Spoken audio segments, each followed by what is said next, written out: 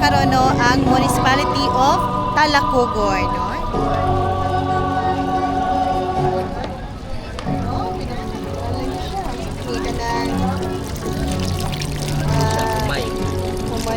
Umay sa floating rice. Yes sir, isa siya sa atong mga flagship program sa LGU to Sulban Ipaw.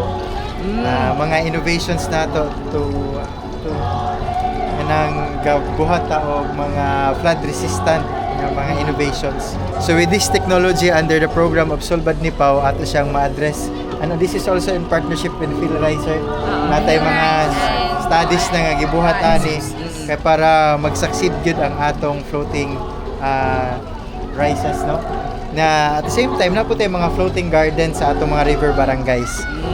Bisan pa baha dito pero tungod kay adaptive na ta sa nahitabo nga pagbaha, sa pila ka months nga pagbaha nagihapon sila ma-harvest ng mga gulay. Natay mga fish pond operators natay 25 ka nagaproduce og tilapia. So natay tilapia nga mga products na tilahay, dried fish made of tilanggit og ato ang kaning pulburon, tilapia pulburon.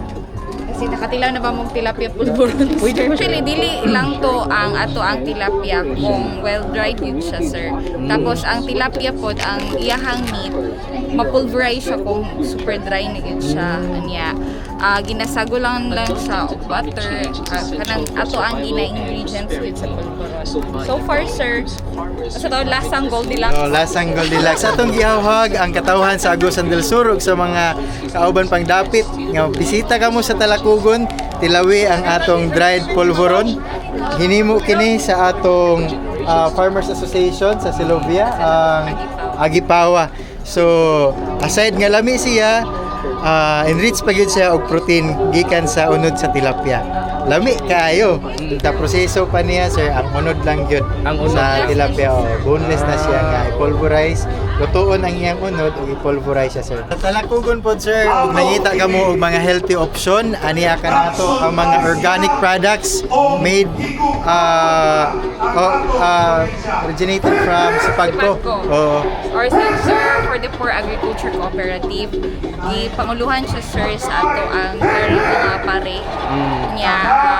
One is siya, mga produkto niya tanan is organic. Isa ni siya ang kombucha. Red tea ni siya sir sa kuan, mushroom, fermented mushroom. Kung napo nilang organic black rice. Same gihapon siya sa rice, pero more on kuan siya ganamit ang wheat product. Natay black rice, adlay, brown rice, red rice.